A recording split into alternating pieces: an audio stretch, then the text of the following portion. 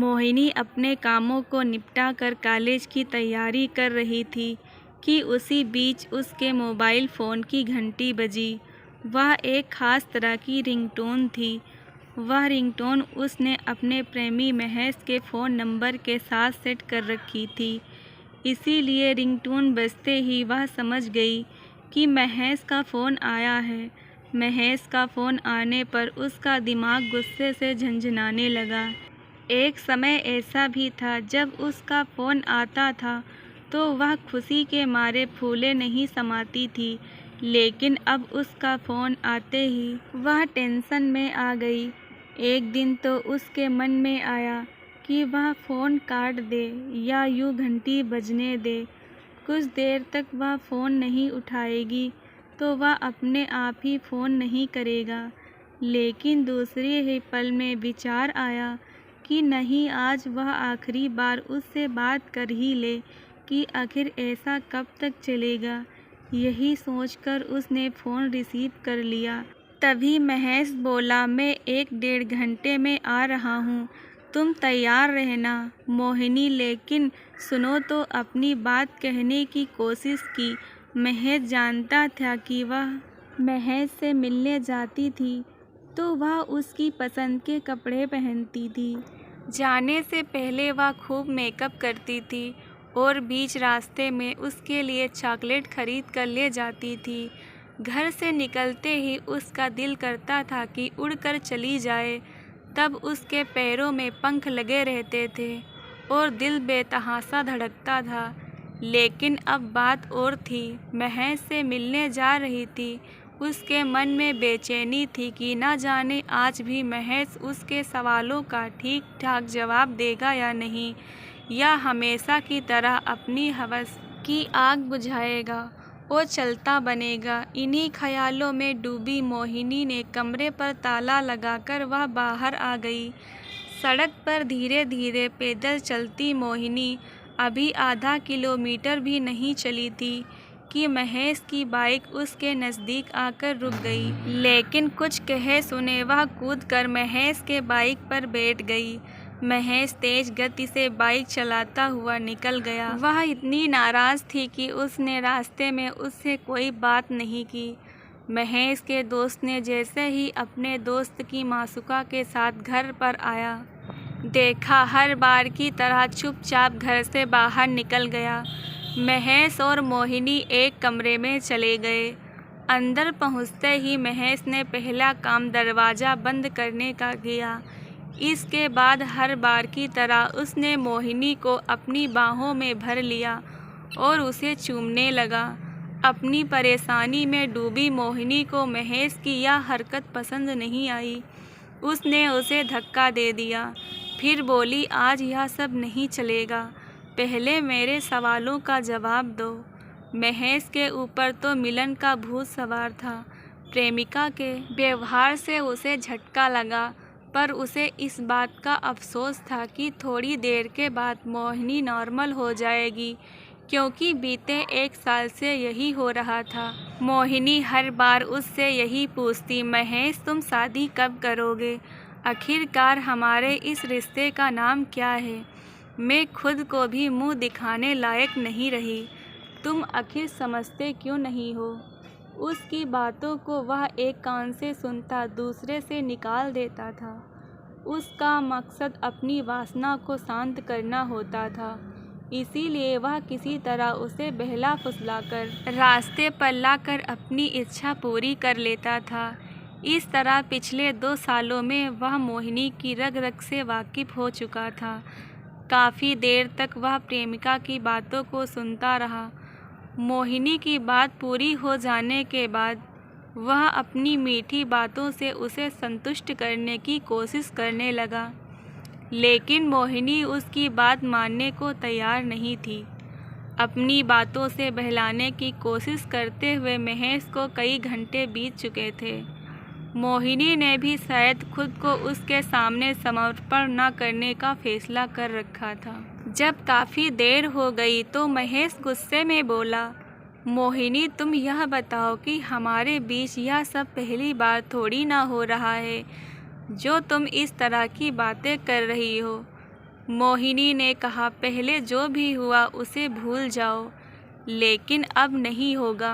महेश के सब्र का बांध टूट चुका था। वह भी जिद करते हुए बोला, होगा, आज भी होगा, और प्यार से नहीं तो रिवॉल्वर से होगा। कहने के साथ ही उसने जेब से रिवॉल्वर निकाल लिया। तो तुम मुझे गोली मारोगे, मेरी हत्या करोगे? मोहिनी बेखौफ होकर बोली। तो कर लो, जब तुम्हारे मन की आज हरगिज नहीं चलेगी। मोहिनी नहीं डरी तो महेश कहने लगा, मैं मजाक नहीं कर रहा हूँ, मैं सीरियसली कह रहा हूँ, सीधे सीधे मान जाओ, नहीं तो कहते कहते महेश ने उसके योनि पर निशाना साधते हुए गोली चला दी, जो कमर को चीरती हुई पार निकल गई। मोहिनी ने कभी नहीं सोचा था कि जिस प्रेमी को वह अपना सब कुछ सौंप चुकी थी, हवस के लिए वह उसका खून कर देगा। वह तो उससे केवल शादी की बात पक्की करना चाहती थी। गोली लगते ही मोहिनी की सलवार खून से लथपथ हो गई। महेश ने प्रेमिका पर गोली तो चला दी, लेकिन खून देखते ही वह घबरा गया। उसके सिर से वासना का भूत उतर चुका था। अब उसकी समझ में नहीं आ रहा था कि क्या करें। मोहिनी दर्द से तड़पने लगी। महेश से बोली, महेश, मुझे अस्पताल ले चलो, मैं किसी से नहीं कहूँगी कि यह गोली तुमने मारी है। अस्पताल वालों और पुलिस से कह दूंगी कि मोटरसाइकिल पर सवार लोगों ने उसे गोली मार दी। प्लीज़ मुझे जल्दी ले चलो। प्रेमिका की बात सुनने के बाद महेश को भी लग रहा था कि मोहिनी सच बोल रही है, इसीलिए उसने फ़ोन करके अपने दोस्त को बुला लिया। दोनों मोहिनी को लेकर अस्पताल पहुंच गए। महेश के दोस्त की परेशानी यह थी कि अगर मोहिनी को उसके घर में कुछ हो जाता है तो उसके लेने के देने पड़ जाते। वह महेश का साथ देने को तैयार हो गया, इसीलिए अपनी कार से वह मोहिनी को अस्पताल लेकर गया। डॉक्टरों ने मोहिनी की हालत देखते हुए उसका तुरंत इलाज शुरू कर दिया। मामला पुलिस केस का लग रहा था, इसीलिए अस्पताल की तरफ से इसकी सूचना थाना में दे दी गई। सूचना मिलते ही पुलिस अस्पताल पहुंच गई। उन्होंने लड़की का इलाज कर रहे डॉक्टरों से बात की।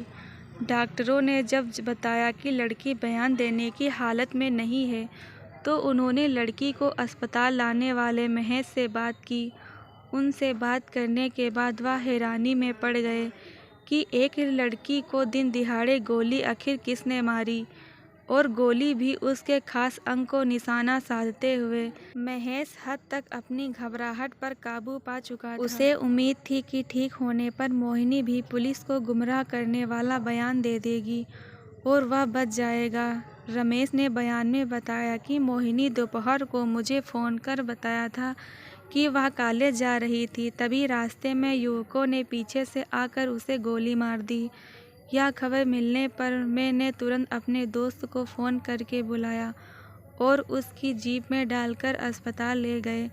महेश ने पूरे विश्वास के साथ पुलिस को बयान दिया था, इसीलिए पुलिस को उस पर कोई शक नहीं हुआ। मोहिनी अभी बेहोश थी, उसके होश में आने के बाद ही पूरी जानकारी मिल सकती थी। पुलिस ने आसपास के लोगों से बाइक सवारों से लड़की को घायल करने के बारे में पूछा। तमाम लोगों से पूछताछ करने के बाद भी पुलिस को ऐसा कोई चश्मदीद गवाह नहीं मिला जिसने गोली मारते देखी हो। खून के निशान भी नहीं मिले। पुलिस के लिए यह बात बड़ी ताज्जुब की थी। मोहिनी की सलवार खून से लाल थी और घटना स्थल पर खून की बूंद तक नहीं गिरी थी। पहली ही नज़र में मामला कोई दूसरा दिख रहा था। उधर डॉक्टर मोहिनी के इलाज में लगे थे। पुलिस को इंतज़ार था कि मोहिनी होश में आकर बयान दे, जिससे पता चले कि हुआ क्या था। मोहिनी के घायल होने की खबर उसके घर वालों को दे दी गई। उसके पिता और भाई अस्पताल पहुंच गए। जैसे जैसे गांव वालों को मोहिनी के घायल होने की जानकारी मिल गई, वे अस्पताल पहुंचने लगे। कुछ ही देर में बहुत लोग अस्पताल के बाहर जमा हो गए। अस्पताल में भीड़ बढ़ती जा रही थी। मोहिनी के कॉलेज के भी छात्राएं अस्पताल पहुंच गए। डॉक्टर मोहिनी के इलाज में लगे हुए थे, लेकिन उसकी हालत में सुधार नहीं हो रहा था। आखिरकार मोहिनी ने दम तोड़ ही दिया। मोहिनी के मरते ही महेश ने चैन की सांस ली। घटना की हकीकत उसके साथ ही दफन हो गई। अब किसी को सच्चाई पता नहीं चलेगी, लेकिन मोहिनी के मरने के बाद पुलिस ने फटाफट मोहिनी का पोस्टमार्टम कराकर शव परिजनों को सौंप दिया। कुछ ही देर बाद पुलिस को महेश के बयान पर शक होने लगा। महेश को पुलिस घटनास्थल पर ले गई तो वो यह नहीं बता पाया कि खून किस जगह पर हुआ था। अब पुलिस का शक यकीन में बदल गया था। महेश की जब पिटाई हुई तो उसने सारी कहानी बयां कर दी। दोस्तों, कहानी अच्छी लगी हो तो चैनल को सब्सक्राइब, लाइक, कमेंट, शेयर करना ना भूलें।